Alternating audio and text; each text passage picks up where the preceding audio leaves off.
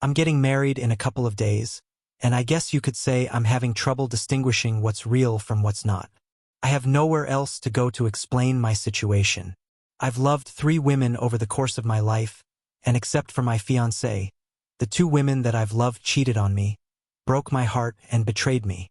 I grew up in a medium-sized town, a college town with a population of about 10 to 15,000 people. I should say, growing up, I never had a strong relationship with my mother, father, or siblings. As soon as I graduated from high school, I moved out and got my own place.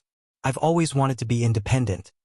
I've always wanted to make connections with other people, maybe because of my strained family situation.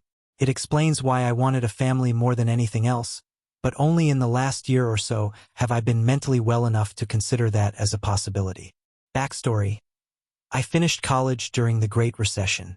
When I finished, I was aimless and worked 2 jobs. Everyone told me at the time that if I wanted to have a career, I would need a master's degree. So during the day, I put in shifts at a warehouse and did landscaping on the side. At night, on Tuesdays and Thursdays, I worked toward a graduate degree. Through some other students, I met a girl who was much older than me. Let's call her Anna. Anna was petite, half American, half Thai, and loved classical dance and art history. I was 23 at the time, and she was about to turn 30. She liked all the things that I liked. We ran into each other on campus, and sometimes we would run into each other at bars where we would chat and occasionally smoke weed together. We would drive around the country and listen to music. I assumed our relationship was going to be just a friendship. I mean, she was gorgeous, and I'm just, an average-looking guy. Looking back now, it seems naive, but at the time, I always thought people who were 30 were sophisticated somehow, that people at 30 knew the answers to important questions. Over the course of several months, our friendship turned into a romantic relationship. I had always been in love with her, and I think I convinced her to be in love with me. Anna also had a child, let's call her Erin, who was around 5 when we started dating. Her biological father had abandoned the family and moved away, so her earliest notions of family reminded me of my own, or, I could relate to it at least. I took it upon myself to be as close to a father as I could be. I wanted a family, and I wanted both Anna and Erin to be a part of that family. And it was kind of a family for about 3.5 years. I got into a routine where I would go to work, come home for lunch, then come home for dinner. I would play with Erin, read her books, and do the best I could. I guess I was a lot more traditional than I thought I was. I told Anna that it was okay if she stayed home and that I could work my 2 jobs while I finished school. Sometimes in bed, we would plan our futures and the good things that would come. Maybe I'm looking back on all this nostalgically, but looking back on those years, they were years and memories of bliss. Anna and I would still drink, smoke, and have fun together. But like every couple, we had our fights and disagreements. We had good days and bad days, but overall, my life was good. Then one day, my neighbor Evan, who lived across the street and came in and out of our house because we had something of an open-door policy. We would keep joints rolled up in an old cigar box, so it wasn't unusual for Evan to just come inside and kind of help himself to whatever he felt like. Me and Anna had a similar open invitation to his place. If we needed alcohol or peanut butter, we could just walk over there and grab some. One day, I got a text from Evan during my lunch break. He said he was about to open the front door when he saw Anna and one of my closest friends kissing. Evan said they didn't see him. The guy she was kissing, let's call him John, was short and not attractive, but he came from a wealthy family and was about to finish his medical degree. He didn't live in town but lived about 2 hours away in a much larger city. I don't know if he was lonely or didn't make any friends in the city, but he seemed to really enjoy making the occasional trips into town once or twice a month. I texted John and asked, "Are you driving home this weekend?" He responded, "I am, but it probably won't be until later this evening." I texted Anna and asked whether she would cook up something for us all to eat that evening, and then I said casually, "Oh, did you know that John's coming in tonight?" She acted surprised, like she didn't know. Now, I was about an hour away, and it was normal for me not to get home until 7 or 8 in the evening. I told my warehouse supervisor that I had a family emergency and had to leave early. On the trip home, I considered that maybe Evan, who's not the most reliable or the most sober person I knew, could have made an honest mistake. Then I texted Evan, "Well, is there a car besides Anna's in the driveway?" I described what John's car looked like. Evan texted me back and said, "No, Anna's car is the only one in the driveway." At first, I was worried, but as I neared the house, I kind of chuckled to myself, thinking Evan must have been high or just saw something.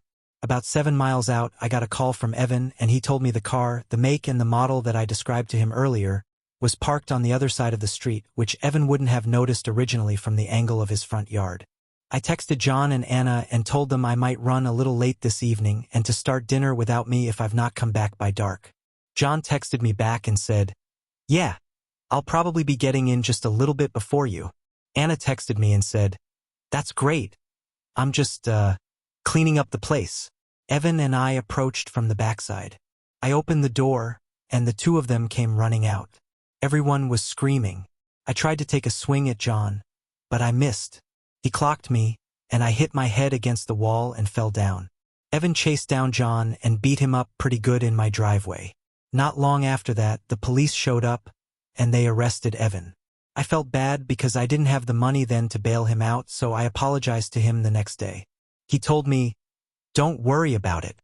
Turned out for the last several months, John and Anna had been texting and calling each other while I was at work. I guess she thought it was a safer bet in the long term, financially speaking. We broke up.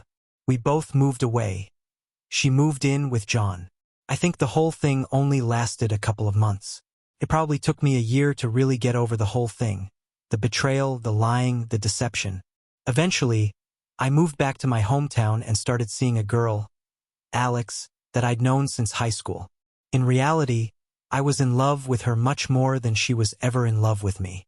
We dated for about 2 years and lived together for almost 1. Eventually, she got a job offer in Colorado. She would be making almost double what she was making where we lived. Anyway, Alex ended the relationship as she moved, saying, "I don't think our relationship is sustainable with us living so far away from one another." I told her maybe I could get a job out there, but she told me not to because she just wanted to start over. Now, you remember Evan from earlier, the guy who I trusted and thought had been a close friend? Well, I learned a lot about him about a year ago. While drinking at a bar, I met up with a mutual acquaintance, the guy who used to sell weed to both me and Evan.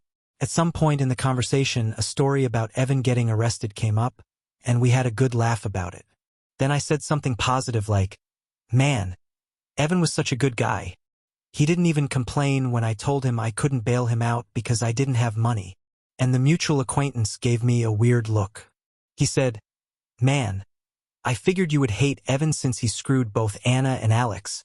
Apparently, none of my close friends or anyone else had told me that Evan had been sleeping with Anna even before John, and the reason he punched John that night and wasn't too upset that I couldn't bail him out was because Anna and John had gotten together, and she stopped sleeping with Evan.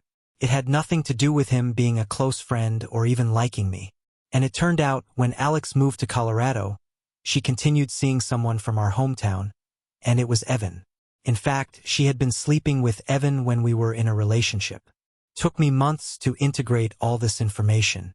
The only 2 women that I felt I'd ever loved before my fiancé had lied to me and cheated on me. Worse still, everyone around me knew about this except for me. I can't tell you how humiliating and devastating this was to my psyche. So you might be asking, what does all this have to do with you getting married in a couple of days? So cut to today, who do I see attending the rehearsal dinner for my wedding? Evan. He came with my fiancé's friend from work. It turns out she knows Evan. They all work together at the same bank, although my wife and Evan work at different branches about 30 miles apart. Maybe this sounds paranoid, but I want to know what you guys think. Is it irrational for me to believe that maybe my fiancé has slept with Evan? I know this sounds very delusional, but every serious relationship I've been in over the last 15 years, except for this one, Evan has slept with the woman. I don't think he knows that I know about Anna or Alex. Plus, he didn't act awkward around me. In some ways, it was nice to talk to him because I really don't care about things that happened years ago. And even though there's no connection between him and my fiancée other than he's dating her friend and that they work together at the same regional bank, there's still a part of me that thinks somehow maybe he has slept with my fiancée. To be clear, I have no evidence of this. In fact, I don't think she would or has, but I guess I've been traumatized by the past and just can't get that possibility out of my mind. As you can imagine, I can't tell anybody this secret fear because I know it sounds so ridiculous. Right now, I'm telling myself that all of this is just in my head. I'm anxious and nervous about the wedding and also fearful that if Evan slept with my fiancée, it would be too much for me to even bear. But in the past, the world I believed in also collapsed under the weight of reality. Anyway, a part of this was just the process of writing. It's been therapeutic to write all of this out. I think I just have a lot of issues with love and betrayal that stem from the past. I know this particular situation is not something a lot of people have faced, but I'm sure there are people who have been cheated on multiple times.